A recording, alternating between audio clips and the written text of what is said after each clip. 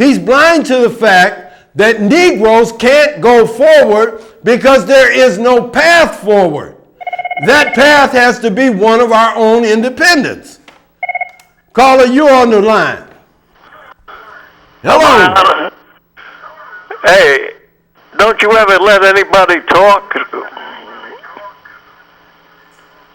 You sit up there and you run your mouth. What are you smoking? And you don't say a thing. You better hurry up. I ain't got time. Make your point. No. Make your point. You're lucky to be in the position you're in now. Oh my God! Jesus! One time you couldn't get up and open your Jesus! mouth. Thank you, white Jesus, for letting me be a nigger. Thanks for not calling me nigger. That's what we're talking about. I'm lucky to be in my position. Let me tell you something. That's the problem. Hey, if you're finished, go wipe yourself. See, you got to go. See, now, if I was Bill O'Reilly or something, the gentleman would have been, no matter what I said, he would have kept it professional. But that just goes to show you, when Negroes step outside the box and start saying what's really wrong with us as a people, that we not only earned the right to our independence, it was taken from us. And it is killing us today. The reason we're on welfare is because they don't want to face the fact that they have to restore us to a people and to an economic power. We're not talking about breaking up the country. We're talking about joining the country as a sovereign people in this country. Because now you heard both of these white boys when they call in here. Terms like you people and all of that. That is the normal thinking of most white people out there. They see niggas sitting across them. People who are not quite equal to them. And they treat you that way or you wouldn't have a civil rights legislation.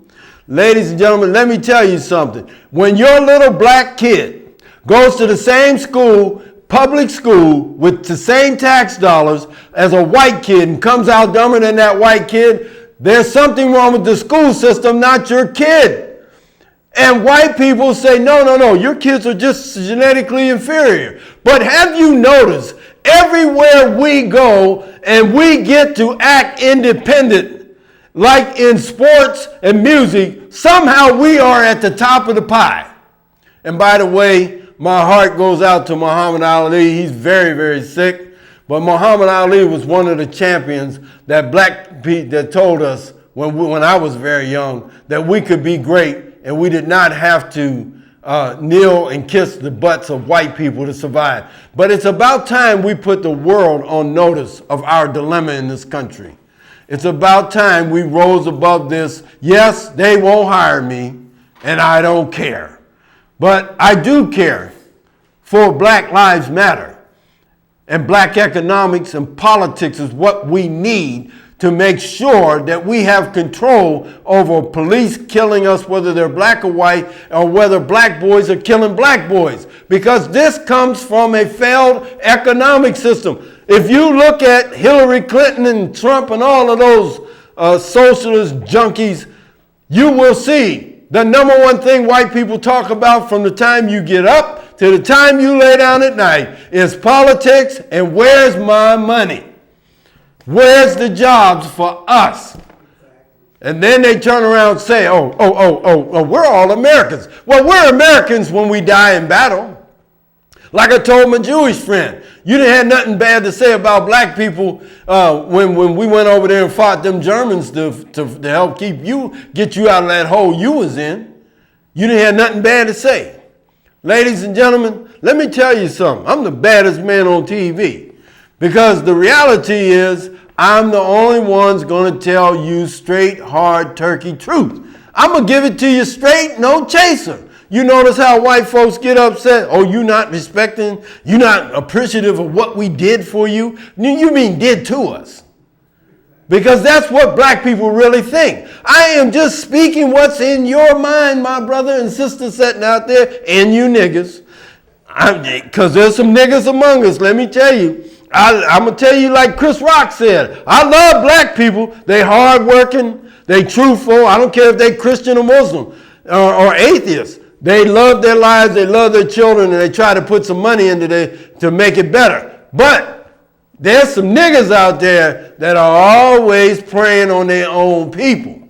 White folks are exploiting that, ladies and gentlemen. The question for you today that you should ask your ministers this Sunday, that you should bring to the podium of the political powers of America in this election, which one of you has an agenda for African Americans to have an elected political system? Which one of you will go before the Congress and make a declaration and a plea to Congress that they make Negroes sovereign in people in this country and declare them in the amendments to the Constitution that they are a free and sovereign people? Which one of you will do that? And the church got quiet. Then they had nothing to say. Ladies and gentlemen, this will fix your children's problem. This will help white kids. White kids for once in their lives will hear the truth rather than this fairy tale history that eludes the fact of how Negroes got in the condition they are and why they remain there. It will make white children who walk with the Black Lives Matter ask the question, why is it that Negroes go to the same schools we go to and they don't learn?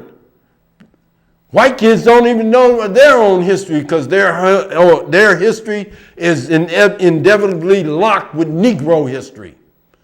That we do not have integration because if we did, there'd be a bunch of yellow niggas running around here with straight hair. Now, this is the point.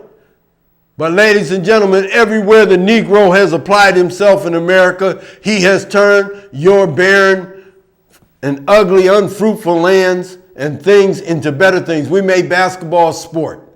We made football. We changed your musical system to where you had jazz, you had blues, you had rock and roll. I know all the country singers say, I don't like a nigger, no, don't like a nigger. But that country music came from black people. Yes, sir. Why don't they say, thank you, Muddy Waters. Thank you, BB, for giving us rock and roll. Thank you, Jimi Hendrix, for showing us how to play a guitar. Thank you, Prince, for showing us how to make pop music. They called him one of the pop artists. Prince was rhythm and blues just like Michael Jackson. Y'all made him pop. You changed rap to hip hop. You robbed us of everything, even in this day. You know why? Because you don't want to put your money in Negro pockets. Because you don't want to answer the Negroes on the job. Negroes do not get the promotions that they deserve to power positions. Why you steady every day hire your white brothers knowing they're not qualified. I worked with them before in my life. I see it all the time. Sisters, black women get a degree. White woman skyrockets to the highest heights of the corporation. Carly Fioriani and the other lady they had on. Failures. She crushed HP, but she's good enough to run for president. To help me to understand. But a black woman can't tie your shoes. And all you say to us, we're ungrateful. The only ungrateful people in this country are white people, and they should be ashamed of themselves and to allow black people to believe that they got their religion from God when they know they gave you that religion. It was the only way Negroes were allowed to get together and talk when they were in slavery. It was the only thing you were allowed to do. And until the Negro preacher was trusted by the white master to preach the gospel to you, and his superiority was he allowed to preach alone. These are the facts. Every political system in the world that you see has an economic structure to it, except for the Negro. The Negro has a theocracy. And I'm not down in church, folks. I hope Jesus is out there, but I hope it's a God that's like you. You know what I mean? Burdened down, beat down, and sees what these people are doing to us. They are not sincere about our upliftment. If they were, imagine there were 500 niggas killed in a white city in this country, white boys shooting each other.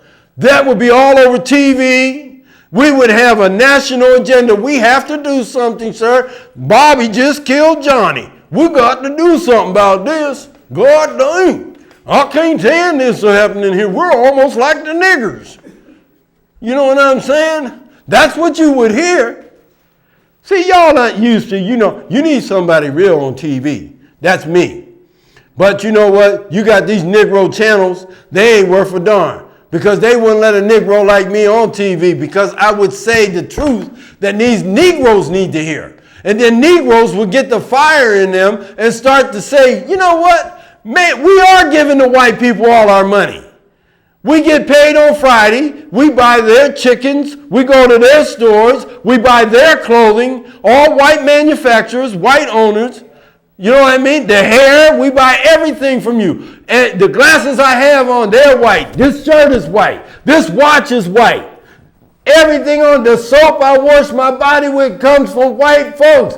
How am I ever going to get wealthy if I give you all my money and there's no system for me to get out of it? How will my children ever have anything? Now, how come that's not on the national agenda? And where's black leadership? Because I'm not beating up on just white folks.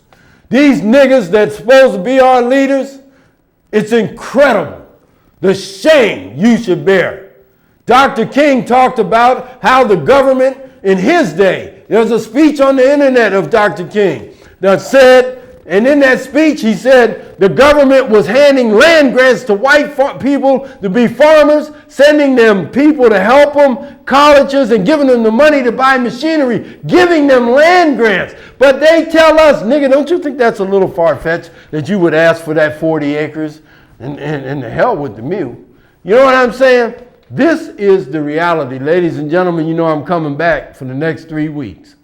And all you white boys want to argue, get on the phone, I'm hungry. That's right, I said it. But you know, more importantly, I ain't picking on white folks. I'm telling them the truth. They want to talk about their history. I'm ready to rock and roll.